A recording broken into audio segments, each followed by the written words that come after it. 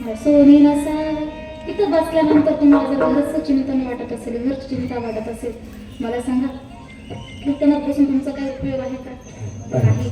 परमात्म्याला असं वाटतं संसाराचा विषय मनातून काढून फक्त त्याच्या अंतकरणामध्ये, तुमच्या अंतकरणामध्ये त्याचाच जयघोष, त्याच्याच नामाचं स्मरण असलं पाहिजे. म्हणून हे देवाला आवडतं, म्हणून त्या दिवशी आपण देवाला आवडेल अशी त्या ठिकाणी जयघोष, नामस्मरण, त्याचा उत्सव आपल्याला साजरा करायचा. अजून देवाला काय आवडतं बरं? देवाला त्याच्या चरित्राचं, त्याच्या कथेचं उच्चारण केलेलं आवडतं. अगदी बघा कालाच्या कीर्तनामध्ये लोकांना कृष्ण चरित्र पाठांतर झालं का? कारण कालाच्या कीर्तनामध्ये कृष्ण जन्म चरित्र सांगावंच लागतं, त्याशिवाय पूर्णत्व त्या कालाचं कीर्तन पूर्णत्वाला जात नाही. तसं देवाचं चरित्र गायल्यानंतर देवाला ते आवडतं आणि ज्यांची जयंती आहे त्यांचं चरित्राचं उच्चारण झालंच पाहिजे. कितीही तुम्हाला ते ज्ञात असलं तरी परमात्म्याला आवडतं म्हणून मी चरित्र. कारण आता सध्या काय झालं माहिती का? कथा ही श्रवणाचा एक माध्यम आहे, श्रवणाचं एक साधन आहे. कथा श्रवण केल्यानंतर ते एक साधकांसाठी एक साधन आहे. त्या साधनातून शिष्याचा उद्धार होतो असं मी सांगत नाही. आता या ठिकाणी श्रीमद भागवत कथा चालू आहे ना? कथा चालू सर्वजण ऐकतात ना? काय नेमक्यानं धरून आणले का आपण? तुम्ही बोलत चला, कसे गंभीर डोळे बघतोस, मला धरून आणले असं मला वाटतं. जरा बोलत चला, काहीतरी प्रत्युत्तर देत जा. मला सांगा इथं कथा होती की नाही? तर कथा करण्याचं माध्यम असं आहे की देवाला त्याचं चित्र गायलेलं आवडतं. का आवडतं? बघा, त्याला असं वाटतं की आपल्या चरित्रातून आपल्या भक्तांचा उद्धार होतो असं नामदेवराय म्हणतात. करील जो प्रश्न, सांगेल जो कथा, श्रवणे करता उद्धरती. परत शेवट नामदेवराय असं म्हणतात, नामदेव म्हणे ऐसे बोले भागवत, श्री शुक सांगत परीक्षिती. परंतु या उलटात काय होतं माहिती का? समाजामध्ये पाहिलं तर देवाचं चरित्र कोणाला आवडत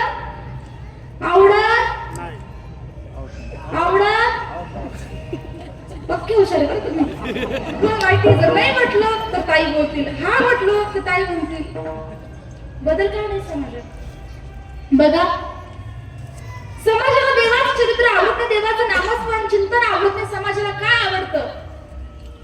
देवाचे चरित्र नावडे सर्वथा, विनोदार्थ कथा गोड वाटे. कानाला गोड वाटते की नाही? एखादा हसणारा बुवा आला, त्याने लय हसवलं, बाबा रात्रीचं कीर्तन एवढा भारी होता, लय हसवलं. अहो हे मनोरंजनाचं साधन नाही माय बाप. हो मग तुकोबर असं म्हणतात, तुम्ही या धर्म मंडपामध्ये विनोदाची कथा करून तुम्ही नरकात जाता आणि सांगणारही नरकात जातो. हातावरी हात हसोनी आफवळी, वाजविता टाळी लाज वाटे. ज्या विनोदाच्या कथेवर तुम्ही टाळी वाजवून त्याला प्रतिसाद देतात ना, तर त्याला तुम्ही साधं समजू. कीर्तनात टाळी, कीर्तनात टाळी, कीर्तनात टाळी, कीर्तनात टाळी, कीर्तनात टाळी, कीर्तनात टाळी, कीर्तनात टाळी. ओ कीर्तनात टाळी, कीर्तनात टाळी, कीर्तनात टाळी, कीर्तनात टाळी, कीर्तनात टाळी, कीर्तनात टाळी, कीर्तनात टाळी, कीर्तनात टाळी. होय पातकाची होळी, होय पातकाची होळी, होय पातकाची होळी, होय पातकाची होळी. काळी वाजवावी, काळी वाजवावी, काळी वाजवावी,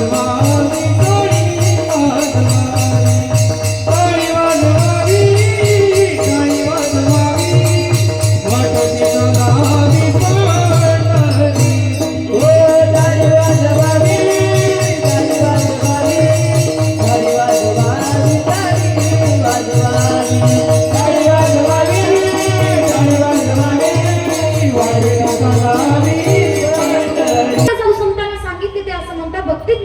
इतर गोष्टी न कराव्या तर प्रेम बरे वैराग्याच्या युक्ती विवराव्या का जेणेकरून मूर्ती ठसावी अंतरी श्रीहरीची ऐसे कीर्तन मर्यादा आहे संतांच्या घरची संतांच्या कीर्तन मर्यादेत चौकटीत राहून जर आपण कीर्तन केलं तर कदाचित परमात्म्याला ते कीर्तन आवडल्याशिवाय राहणार नाही विठ्ठल आज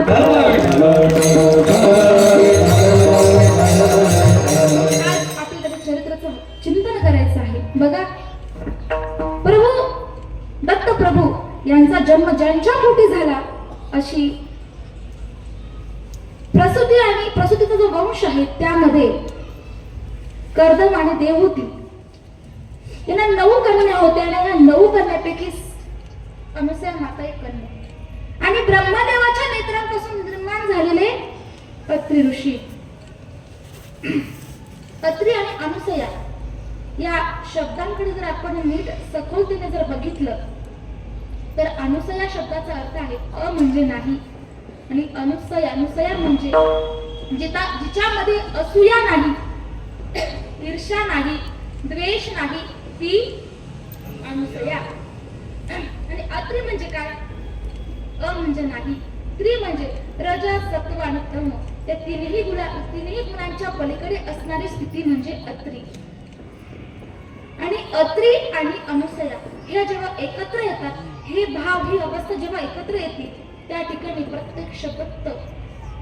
प्रत्यक्ष भगवान परमात्मा अवतीर्ण होतात बघा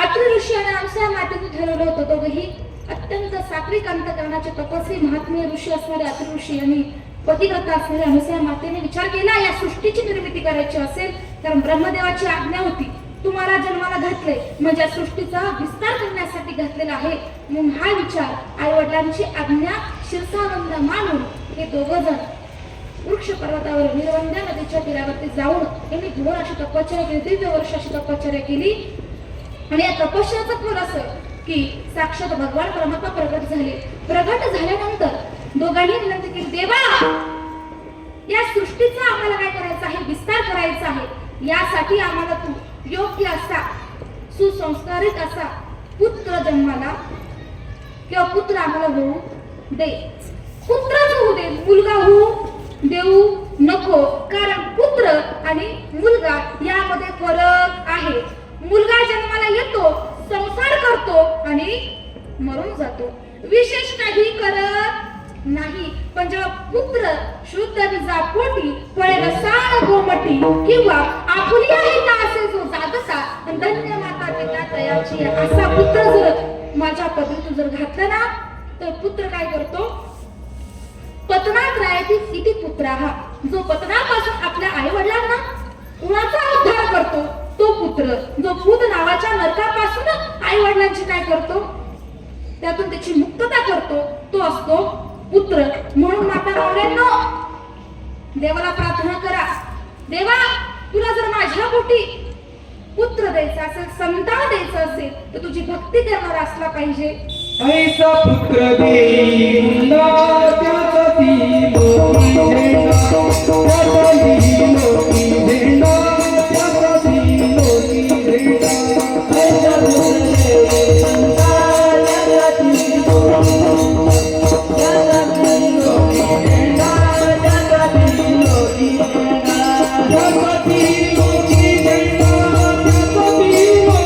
झेंडा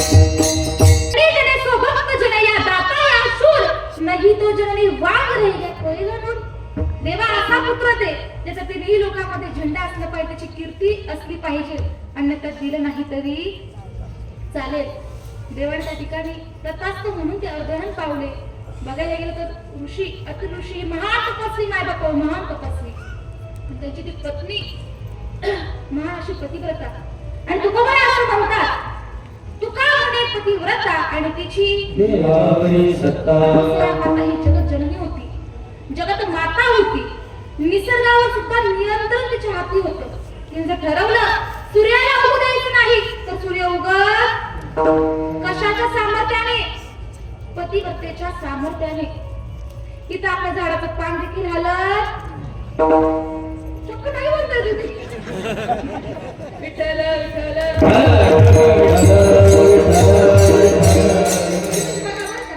तुमच्या समोरचं उदाहरण आहे. म्हणजे कुठेतरी आपण पती सेवेमध्ये कमी पडतोय.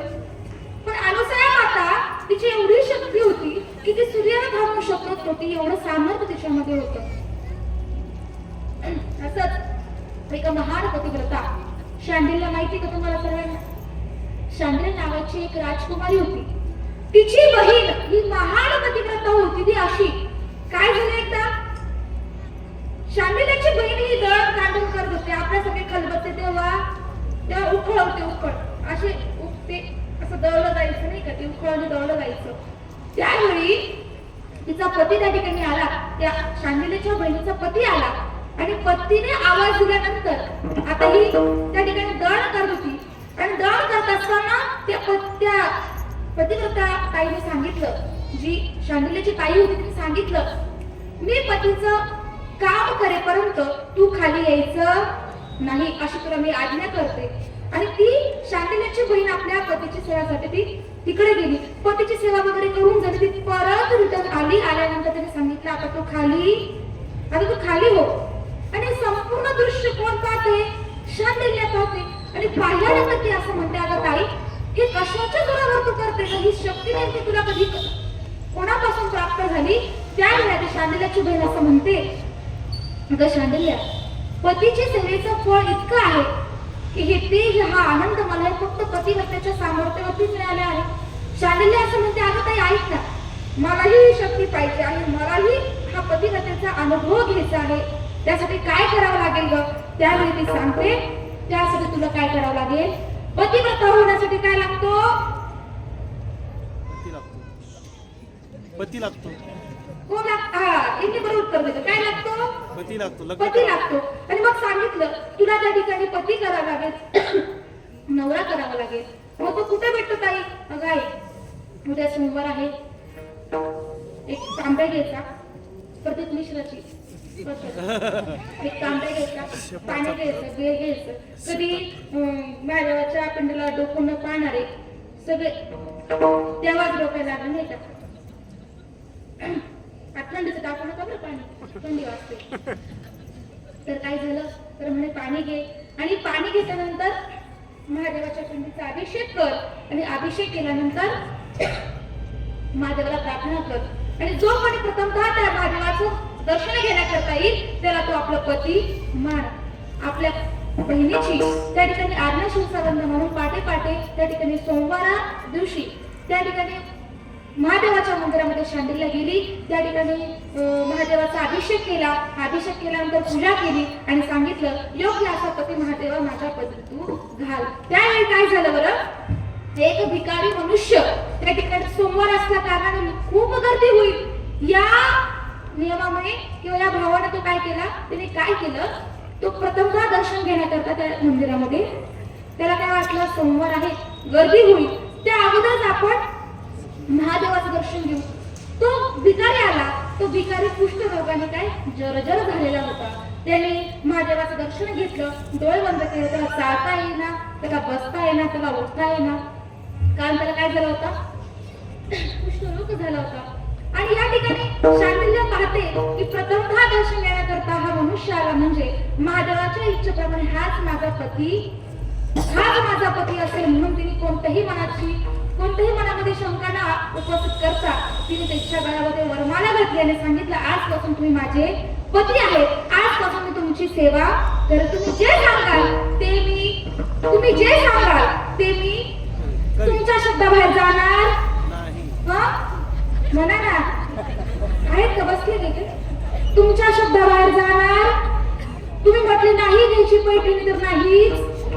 तुम्ही म्हटले लाडक्या बहिणीचे पैसे माझ्या खात्यावर टाकून, परंतु तुमच्या शब्दाबाहेर मी जाणार.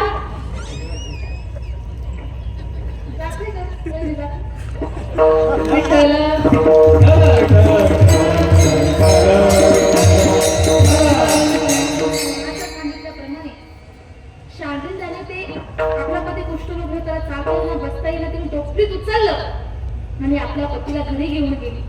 बरेच दिवस झाले पण तिला असं वाटलं आता थोडस नगरामध्ये फेरफटका मारून घेऊ. तर पतीने सांगितलं तुम्हाला आता नगरामध्ये फेरफटका मारायला घेऊन चल. शांडिल्याने त्या टोपलीमध्ये सुंदर अशी टोपली सजवली आणि आपल्या पतीला फिरण्यासाठी तिने त्या टोपलीत बसवलं आणि नगर प्रदक्षिणा करण्यासाठी निघत असताना त्या शांडिल्याचे जे पती होते त्या पतीची नजर एका वैश्याच्या घरी पडली आणि त्या वैश्याच्या घरामध्ये असणारी सुंदर वैश्य होती. तिला पाहून या शांडिल्याच्या पतीमध्ये काम वासना निर्माण झाली. त्यावेळी त्या शांडिल्याच्या पतीने सांगितलं, तू माझी कोण आहे? पत्नी आहे. तू माझं सर्व ऐकणार असं तुम्हाला वचन दिलंय. काय कर, ही जी वैश्य आहे ना, ही वैश्याकडे मला तू घेऊन चल. असं म्हटल्याप्रमाणे शांडिल्याच्या मनामध्ये प्रश्न निर्माण झाला. मी द्यायला काही हरकत नाही, परंतु माझा पती कसा आहे? कुष्ठरोगी आहे. त्या पतीचा स्वीकार त्या वैश्याने केला पाहिजे या विचाराने ती परत घरी आली. घरी आल्यानंतर तिने काय केलं बरं? तिच्या जागी जर आपण राहिलो असतो तर डायरेक्ट डिवोर्स दिला. तथा शिल्लक मी आता शिल्लक पुन्हा मला काही संबंध आपला त्या ठिकाणी राग साहजिक केला. जर आपल्या पतीला म्हणजे मला अनुभव नाही, आपल्या पतीला जर दुसऱ्या बाईविषयी जर प्रेम निर्माण होत असेल तर कोणत्याही बाईला ते सहन होणार नाही. परंतु शांडिल्या कशी होती? ती महान पतिव्रता होती. आपल्या पतीने आज्ञा केली ना, आपल्या पतीची अपेक्षा आहे ना, तर ते पूर्ण करायचं असं तिने ठरवलं. ती पाठी उठायची, त्या वैश्याच्या घरी जायची, सणा समार्जन करायची, सर्व कामं करायची आणि परत घरी यायची. असं महिनाभर चाललं आणि आता ही सर्व सणा समार्जन कोण करत आहे अशी त्या ठिकाणी त्या वैश्याला प्रश्न पडला की असं कोण आहे की माझ्या घरात सणा समार्जन करते. आता काय करू? उद्या पहाट झाली की आपण त्या व्यक्तीला त्या स्त्रीला आपण शोधू. मस्तपैकी ती वैश्या आपल्या घराच्या गॅलरीमध्ये उभी राहिल्यानंतर नेहमीप्रमाणे शांडिल्य आली आणि तिने नेहमीप्रमाणे काय केलं? सणा समार्जन करायला सुरुवात केली आणि काम आपटून झाली. ती घरी जायला निघाली आणि घरी जात असताना त्या वैश्याने तिला थांबवलं आणि सांगितलं, का ग, तू मोठ्या घरातली मुलगी दिसते, दिसायचं सुंदर आहे, रूपवान आहे आणि असंही असताना माझ्यासारख्या निष्वृत्तीचं काम करणाऱ्या स्त्रीकडे तू एवढं काही काम करण्याची गरज काय? त्यावेळी शालिंद्याच्या डोळ्यामध्ये पाणी येतं. ती असं म्हणते, हे करण्याची माझी देखील इच्छा नाही, परंतु पतीची इच्छा आहे. पतीला नगर प्रदक्षिणा करत असताना पतीचं मन तुमच्यावरती बसलं आणि त्यांनी तुमच्याकडे ती मोरत किती वाटी काम वाजता पूर्ण करण्याची विनंती केलेली आहे. परंतु विषय असा आहे, आता ताई, माझा पती हा कुष्ठरोगी आहे, तू त्याचा स्वीकार करणार नाही म्हणून तुझ्या दारापुढे मी इतकी सेवा करतो, इतकी कामं करतो. तसं बघायला कामाने ती वैश्या होती, परंतु अंतःकरण तिचं त्या ठिकाणी भरून आलं. तिला असं वाटलं, मी अनेक त्या ठिकाणी पाप कर्म करते, परंतु आपल्या पतीसाठी कोणताही विचार न करता की हे काम करायला असते मी त्या ठिकाणी हे काम तिने स्वीकारलं. आता या पतिव्रतासारख्या महान स्त्रीची मी सेवा करण्याची एक संधी मला आली आहे, मी ती काही सोडणार नाही. त्यावेळी त्या वैश्याने सांगितलं, अगं ताई, तू जाऊ शकते, तुझ्या पतीला तू आण, त्याची सर्व इच्छा मी त्या ठिकाणी पूर्ण करेल. तिला फार आनंद होतो की माझ्या पतीची इच्छा त्या ठिकाणी पूर्ण होणार. ती आनंदाने आपल्या पतीला सांगते की तुमची जी इच्छा आहे ना, ती माता त्या ठिकाणी पूर्ण होणार आहे. ती आपल्या पतीला चांगली आंघोळ घालते, चांगले कपडे घालते, जी टोपली असते ती सुंदर अशी सजवते, आता टोपलीमध्ये त्या तिच्या पतीला बसवते आणि त्यावेळी ते वैश्याने सांगितलं असतं की संध्याकाळी तुम्ही तुमच्या पतीला घेऊन या. सांगितल्या वेळेप्रमाणे शालिंद्याने आपल्या पतीला उचललं आणि ती त्या वाटेत निघाली.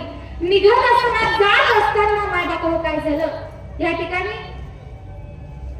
खोट्या आरोपाखाली मांडव ऋषींना सुळाखाली त्या ठिकाणी चढवलं गेलं होतं आणि त्यामध्ये हिचा जो पती होता तो मात्र लय अवघड होता, लय विचित्र होता. मग हा जो पती होता तिच्या डोक्यावर होता, त्याची हालचाल सुरू. त्या हालचालीमध्ये त्या शालिंद्याच्या पतीचा धक्का त्या मांडव ऋषींना लागला आणि ती साखळी आहे ना, ती साखळी मांडव ऋषींच्या पोटात शिरली आणि त्यांना असह्य असा त्रास झाला, इतका त्रास झाला. त्या त्रासाच्या भरामध्ये, त्या रागाच्या भरामध्ये मांडव ऋषीने सांगितलं, ज्याच्यामुळे हा त्रास मला झाला ना, तो सूर्योदय होण्यापूर्वी दत्तप्राण होईल. आणि हे शब्द शालिंद्याच्या कानी त्या ठिकाणी गेले. तिला धक्का बसला तर करावं काय, कारण पतीचं सुख प्राप्त करता माझी फार इच्छा होती. दैव योगाने, प्रारब्ध योगाने कुष्ठरोगी पती मला प्राप्त झाला. ते तर जाऊ द्या, पण त्याचं मन वैश्यावर गेलं तेही माझ्या मनाला त्या ठिकाणी काही वाटलं नाही. परंतु आता माझा पती गतप्राण होऊन मला विधवापण प्राप्त होईल, विधवेपणासारखं दुःख मात्र कुठंच नाही. तिला त्या ठिकाणी खूप असं दुःख झालं. ती डोक्यावरची टोपली जे पतीला घेऊन जाण्याची टोपली ती खाली ठेवली आणि खाली ठेवल्यानंतर तिने सूर्याला सांगितलं, जर मी खरंच पतिव्रता असेल, मी खरंच माझी पतीची सेवा केली असेल ना, तर तू उगवणार नाहीस. तू जर उगवला तर भस्म झाल्याशिवाय राहणार नाही. तिचं पतिव्रताचं सामर्थ्य होतं माहितात. सूर्योदयाने त्या ठिकाणी सूर्यास्त झाला नाही, तसाच राहिला आणि तसाच राहिल्यामुळे सृष्टी चक्रामध्ये अडथळा निर्माण होऊ लागला. देवदेवतांमध्ये हाहाकार माजू लागला. त्या ठिकाणी त्यांची कल्पना सुरू झाली की सृष्टी चक्र कुठेतरी थांबल्यासारखं त्यांना वाटू लागले. अनेक देवतांनी त्या ठिकाणी त्या शालिंद्याची विनंती केली. तिला सांगितलं, अगं या सृष्टी चक्र त्या ठिकाणी थांबलेलं आहे, तू त्या सूर्योदयाला परवानगी दे, त्याशिवाय सृष्टी चक्र चालू होणार नाही. त्यावेळी ती सांगते, मला त्रैलोक्याचं, मला सृष्टीचं, मला समाजाचं काही घेणं देणं नाही. माझा पती मरण पावेल, माझा पती जिवंत राहावं यासाठी मी सूर्योदयाला उभू देणार नाही. ती कोणाचाच ऐकण्याला तयार नव्हती. त्यावेळी सर्व देवतांच्या मनामध्ये एक युक्ती सुचली. एक पतिव्रता शांडिल्याला समजून सांगू शकते, कारण एका पतिव्रतेचं दुःख, एका पतिव्रतेचं सुख एका पतिव्रतेलाच माहिती असतं. जसं आईचं गर्भधारणाचं जे दुःख आहे, जो त्रास आहे, ते एका आईलाच ते वाढवायला माहित असेल का? नाही. ज्या यात्रामध्ये सहन केलेले आहेत त्यालाच ती माहिती. मग त्याचप्रमाणे त्या ठिकाणी सर्व देवांच्या मनामध्ये युक्ती सुचली की आता मात्र त्यांच्या डोळ्यापुढे जगत जयनी जगत माता अनुसया त्यांच्या पुढे डोळ्यासमोर उभी राहिली आणि अनुसया मातेला सांगितलं, माता अनुसया असं करा, शांडिल्याला तुम्ही समजून सांगा. त्या ठिकाणी शांडिल्य जिथे उभी होती त्या ठिकाणी माता अनुसया आल्याने सांगितलं, अगं शांडिल्य ऐक जरा, सृष्टीच्या कार्यवाहामध्ये तू अडथळा करू नकोस. तुझा पती जिवंत करण्याची जबाबदारी माझ्याकडे आहे. तू काय कर, या सूर्योदयाला उगवू दे. आणि त्या पतिव्रतेच्या शब्दाला मान ठेवून, अनुसया मातेच्या शब्दावर मान ठेवून आमच्या शालिनीने काय केलं, सूर्याला उगवण्याची परवानगी दिली. जसा सूर्य उगवला तसं इकडं शांडिल्याचा पती गतप्राण झाला. म्हणजे मांडव्य ऋषींचा श्राप त्या ठिकाणी खरा ठरला.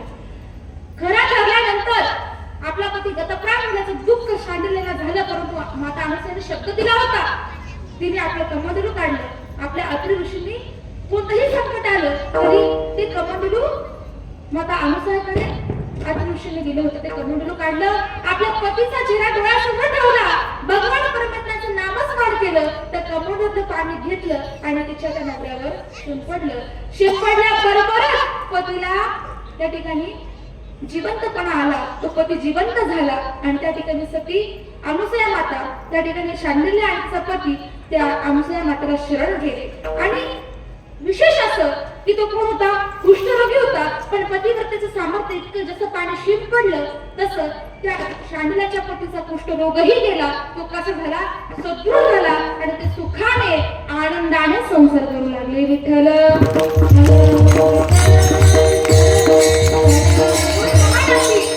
महान अशी पतिव्रता असणारी कोण, अनुसया मातेची कीर्ती सर्व दूर पसरली आणि ती पसरत पसरत पसरत कोणाकडे गेली, नारद महर्षींकडे गेली. आता नारद महर्षीने शांत बसावं की नाही, नारद महर्षीने लगेच वैकुंठ गाठलं आणि वैकुंठ गाठल्यानंतर लक्ष्मी मातेला सांगितलं. त्यावेळेस विष्णू भगवान परमात्मा काही कामासाठी बाहेर गेले होते, कारण त्यांच्याकडे एवढं पालन पोषणाचं काम असल्यामुळे ते घरी जास्त राहत आणि कारण देव राहिलं तर यांना यांची चाल खेळता येत नाही.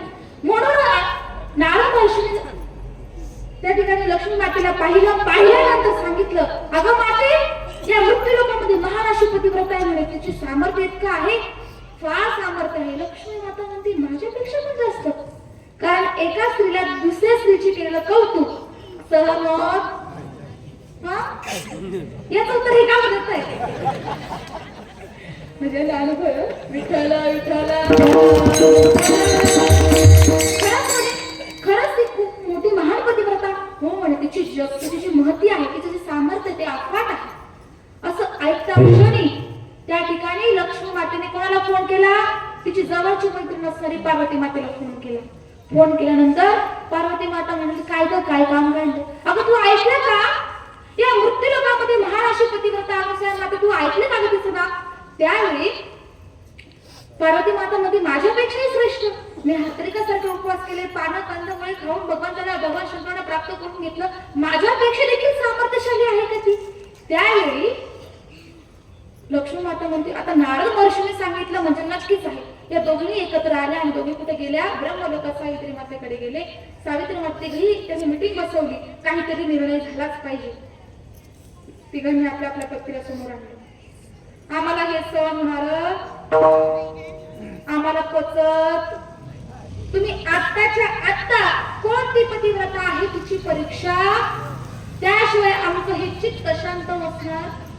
आपल्या पतीने महागडी साडी घेतली, परंतु समोरच्या बाईने जरी कमी किमतीची साडी घेतली ती तुम्हाला आवडली तरी तुम्हाला ते सहन होत. म्हणजे आपली महागडी साडी किती छान आहे यापेक्षा तिची साडी सुंदर आहे त्याचं दुःख मात्र तुम्हाला होत ना. ही वास्तविकता आहे. तिघी देवता म्हणाले की आम्हाला हे सहन होणार नाही.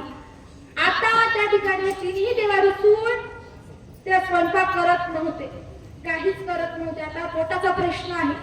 त्या ठिकाणी देवतांना वाटलं की जर आपण यांचं म्हणणं ऐकलं नाही तर आपल्याला उपाशी राहावं लागेल. म्हणून तिघांनी काय केलं, ऋषीचं रूप धारण केलं. त्या ठिकाणी भिक्षा मागण्यासाठी तिघी देवता वेषांतर करून ब्राह्मण स्वरूपामध्ये अत्रीच्या आश्रमामध्ये गेले. आणि आश्रमात गेल्यानंतर त्या ठिकाणी अत्री ऋषीच्या आश्रमात नव्हते, कोण होते, फक्त अनुसूया माता होती. ती काय करत होती, कांडन करत होती. आणि करत असताना तिघी देवता बोले भिक्षा दे, असं म्हटल्याप्रमाणे माई अहो भिक्षा वाढा असं म्हटल्यावर माता अनुसूया त्या ठिकाणी उठली आणि तिने कंदमुळं द्यायला सुरुवात केली. हे तिघी देवता बोलले माता आम्ही हे ग्रहण करणार नाही का, आम्हाला तुम्ही वस्त्र होऊन म्हणजे नम्र अवस्थेत जर भिक्षा दिली तर ते आम्ही ग्रहण.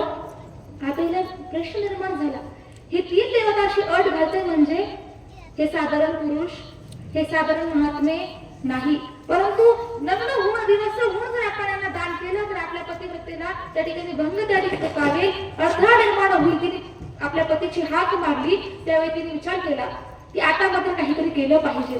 तिने त्या पतींना घरी बोलवलं, त्यांना सुंदर असं पाट्यावरती बसवलं, सुंदर असं भोजन त्या ठिकाणी बनवलं. आणि तिने काय केलं, आपल्या पतीने जे कमंडलू दिलं होतं ना त्या कमंडलू मधून पाणी घेतलं आणि ते तिघी देवांवरती, त्या तिघीही ब्राह्मणावरती ते शिंपडलं. आणि परिणामी काय झालं, ते तिनेही भिक्षा ब्राह्मणांचं काय झालं, त्या ऋषी मुनींचं काय झालं, बाल्य स्वरूपामध्ये रूपांतर झालं. आणि या माता अनुसूयाने त्या तिघेही बालकांना जवळ घेतलं, आपल्या कंठाशी धरलं आणि धरल्याबरोबरच माता अनुसूयाला पाना फुटला. पाना फुटल्यानंतर ते दिवसभर तिघी देवतांना काय स्तनपान करू लागली. म्हणजे काय झालं, त्यांची जी इच्छा होती, त्यांची जी अट होती तीही पूर्ण झाली. आणि काय झालं, त्याची पतिव्रता सुद्धा भंग पावली नाही. तिघी हे देवता संतुष्ट झाले. आता तिकडे गडबड सुरू झाली. अजून कसं हे नारद महर्षीकडे गेले. म्हणे नारद महर्षी खूप वेळ झाला, हे काही अजून आले नाही. पार्वती माता म्हणते अगं आपल्या पत्नीचा विजय झाला असेल, काही खरं काय, आपल्यापेक्षा कोणी महान पतिव्रता असं कोणी असू शकत नाही या त्रिलोक्यात. त्यावेळी नारद असं म्हणतात तुमचा गैरसमज आहे म्हणे. हा काय तुमचा गैरसमज काय केला, तुम्ही मृत्यूलोकात माझ्यासोबत आहे. ही तिघी देवी नारदासोबत मृत्यूलोकात आले. पाहत होते काय, त्यांचे जे पती होते ते असे लहान लहान बागडत होते, कुठे खेळत होते. त्यावेळी सांगितलं, त्यावेळी पार्वती माता म्हणते, त्यानंतर लक्ष्मी माता म्हणते अनुसूया मातेला कधी मुलं झाले म्हणे, बोललंच नाही बाळ झालं. त्यावेळी नारद महर्षी असं म्हणतात हे तिचे बाळ नाहीये, हे तुमचे पती म्हणे. पतिव्रतेच्या सामर्थ्यावरती त्या अनुसूया मातेने तुमच्या पतीने बाल्य स्वरूपात केलेलं आहे. असं केल्याबरोबर त्यांना प्रचिती आली, त्यांना त्या ठिकाणी प्रायश्चित्त त्यांना झालं. त्यांनी सांगितलं अनुसूया माता तुझ्या पुढे आम्ही हात टेकले, आता आमच्या पतीला तू पूर्वतपणे काय कर, त्यांच्या स्वरूपामध्ये आहे. तुमचे पती आहेत. अनुसूया माता म्हणले तुमचे पती आहेत, तुम्ही त्यांना घेऊन जा, बघा तुमच्या कुठे कोण पती आहे त्यांना बघा आणि तुमच्या सोबत घेऊन जा. आणि असं म्हटल्याप्रमाणे तिघी देवी त्या पाण्यात गेले. परंतु लक्ष्मी माता हातात म्हणजे त्या बाळाला तिघांपैकी एका बाळ धरणार. तो तिच्या मनात विचार आला, जर मला धरलं हे शंख निघालं तर मी तर धरायला गेली आणि हे शंख निघालं तर आपलं परत पतिव्रत भंग पावे.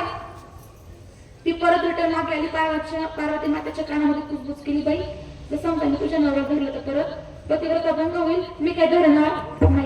पार्वती माता छे तू काय पतिव्रता, चल मी जाते, मी माझ्या पतीला घेऊन येते. पार्वती माता मध्ये तोऱ्यात गेल्यानंतर पाण्यात पाहिलं, तिने बालके खेळत होते, रांगत होते. पार्वती मातेने हातात धरलं, हात लावला, तो तिच्या मनात विचार आला, मला तर कोणत्याच लक्षणाने माझे पती ओळखू येत, हे ब्रह्मदेव निघाले तर. तिला विचार वाटला नाही. ती परत अनुसया मातेकडे गेले. मातेला सांगितलं, अगं माते, आम्ही आमच्या पतीला ओळखू शकत नाही, तू असं कर, त्यांना परत त्यांच्या स्वरूपामध्ये आ आणि आमच्या पतीला आमच्या ताब्यात दे. अनुसया माता म्हणते, तुम्ही महान पतिव्रता ना ग, तुम्ही महान पतिव्रता ना, तुमच्या नवरा तुम्हाला ते ओळखू येते नाही.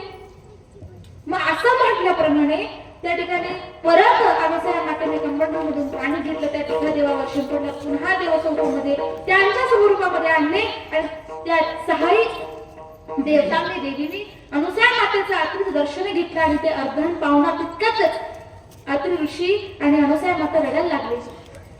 किती छान पद्धतीने आमच्या घरामध्ये रांगणार ओरडणार बाळ त्या ठिकाणी खेळत होतं, रांगत होतं, काय आनंद त्या ठिकाणी होत होता. आता घर आमचा आश्रम आमचा सुन सुन होऊन जाईल, देवा असं करू नकोस. त्यावेळी परमात्म्याने सांगितलं, मी पुन्हा तुमच्या उदरी जन्म घेईल. आणि असं म्हटल्यानंतर पुन्हा ही 3 देव अर्धदहान पावले आणि सती अनुसया माता अनुसया आणि अतृषेंना आनंद त्या ठिकाणी झाला. एवढं सामर्थ्य माता अनुसयामध्ये होतं. विठ्ठल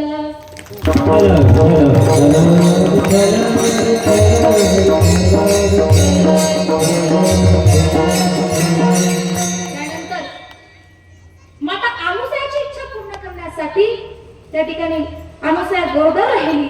तिला 3 पुत्र झाले. एक शंकर स्वरूप असणारे दुर्वास मुनी, त्या ठिकाणी दुसरे पुत्र असणारे विष्णुरूप दत्त प्रभू आणि तिसरं ब्रह्मदेव स्वरूप चंद्रमा. आता बघा, जे दुर्वास ऋषी होते ते काय होते, ब्रह्मचारी राहिले. त्याचे दुसरे पुत्र असणारे दत्त प्रभू, हे दत्त प्रभू तेही ब्रह्मचारी राहिले. आणि तिसरे पुत्र असणारे चंद्रमा, ज्यांच्या 28 पत्नी होते ते म्हणजे नक्षत्र. त्यांचा प्रपंच, त्यांचा विस्तार सुरू झाला. जे ते त्यांच्या मार्गाला निघाले तितक्यात परत त्यांना रडू आलं की आपले पुत्र परत त्यांच्या स्थानी निघून चालले. परत त्यांनी विनंती केली, देवा आम्हाला तुमचा विरह सहन होणार नाही, तुम्ही परत आमच्या जवळ या. मग तिघांनी मीटिंग भरवली, तिघांनी विचार केला, काय प्रत्येकाने आपल्यातला अंश एक रूप करू आणि त्या ठिकाणी माता अनुसयाच्या उदरी जन्म घेऊ. म्हणून त्रिगुण असणारं रूप त्या ठिकाणी दत्तप्रभूंनी महेश, विष्णू आणि ब्रह्मदेव या तिघ स्वरूप मिळून एक त्या ठिकाणी पूर्ण अवतार, निर्गुण अवतार माता अनुसयाच्या पोटी जन्म घेतला. दही अवतार विश्व तारावया अत्रित्य अनुसया गरोदर. आणि त्या ठिकाणी मार्गशीर्ष महिन्यामध्ये शुक्ल पक्षामध्ये चतुर्दशीला त्या ठिकाणी प्रभू दत्त त्या ठिकाणी माता अनुसयाच्या पोटी जन्माला आले. बोला अवधूत चिंतन श्री गुरुदेव दिगंबरा दिगंबरा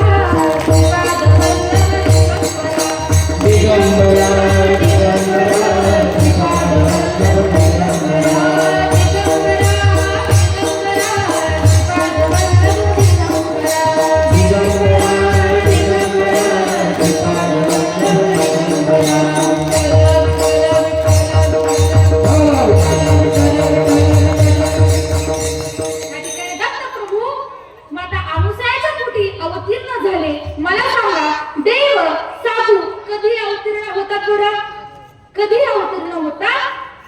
गीतेच्या अध्यायात सांगितलं आहे, मौली भगवान श्रीकृष्ण सांगतात, गीतेमध्ये सांगतात, यदा यदा हि धर्मस्य ग्लानिर्भवति भारत अभ्युत्थानं धर्मस्य तदात्मानं सृजाम्यहं परित्राणाय साधूनां विनाशाय च दुष्कृतां धर्म संस्थापनार्थाय संभवामि युगे युगे.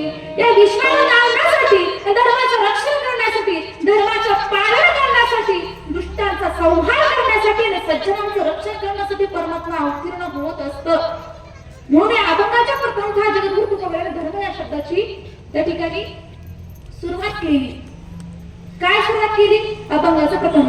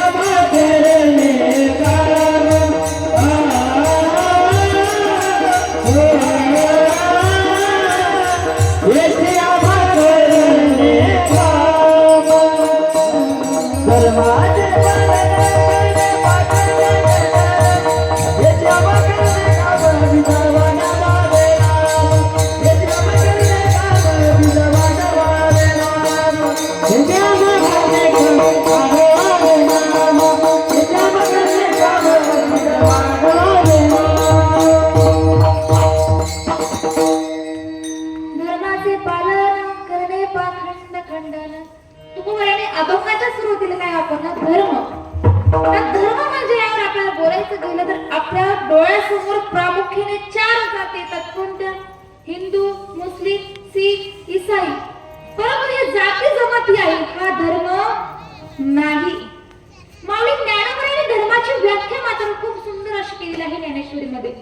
माऊली ज्ञानेश्वरी धर्माची व्याख्या करताना असं म्हणतात, एथ वडील जे जे करती तया नाव धर्म ठेवती तिची अनुष्ठती सामान्य सकळ. समाजामध्ये जे वडील थोर असतील, महात्म्याचे जाणकार असतील, ते ज्याप्रमाणे चालतात, वावरतात, बोलतात, त्यांना काय सांगितलेलं आहे? त्याच्या वागण्याला, बोलण्याला धर्म असं म्हटलेलं.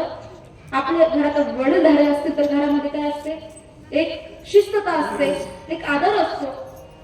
वडीलधारे ज्याप्रमाणे सांगतील त्याप्रमाणे पूर्व दिशा, त्याप्रमाणे आपलं वागावं. आपलं ज्ञान, आपली अक्कल पाडवून चालत कधी जोपर्यंत आपल्या घरामध्ये कोणतरी वडीलधारे असतील तोपर्यंत. मग ज्ञानेश्वरी असं म्हणतात, जे वडील आहेत ते ज्याप्रमाणे आचरण करतात, वागतात, त्यांना धर्म असं म्हटलेलं आहे. मग आपण या ठिकाणी वडील म्हणजे जे जन्माला घालणारे, जन्म देणारे वडील का? परंतु माऊली ज्ञानेश्वरांना कोणते वडील या ठिकाणी अपेक्षित आहे? तर 17व्या अध्यायामध्ये परत माऊली ज्ञानेश्वर असं म्हणतात, तरी परिश्रुती मूर्ती अर्थ जे आपण होणे मूर्त अनुष्ठाने जगावे वडील जय जय. त्यांचं चालणं, त्यांचं बोलणं, त्यांचं राहणं म्हणजे मूर्तिमंत वेद आहेत. ते ज्याप्रमाणे वेदाप्रमाणे वागतात, बोलतात, त्याप्रमाणे वेद त्यांना संबोधलं जातं. वेदाप्रमाणे त्यांचं आचरण आहे आणि समाज त्यांचा धडा घेत असतो. आणि जो वेदाप्रमाणे वागून समाजाला जे धडा देतात, समाजाला जी शिकवण देतात, त्यांना खऱ्या अर्थाने वडील असं म्हणतात. आणि ते वडील म्हणजे कोण आहे तर संत आहेत. संत माऊली ज्ञानोबा असं म्हणतात, तयाचे बिचाट शब्द, तयाचे बिचाट शब्द सुखे म्हणून येती वेद. त्यांचं बोलणं देखील वेद आहे. ज्या परमात्मा ज्यांनी प्राप्त करून घेतलं, संतांनी काय केलं, त्या अखिल कोटी भगवान परमात्म्याला प्राप्त करून घेतलं. जो वेदांनाही कळला नाही, वेदांनाही नाही कळला, वेदांनाही नाही कळला,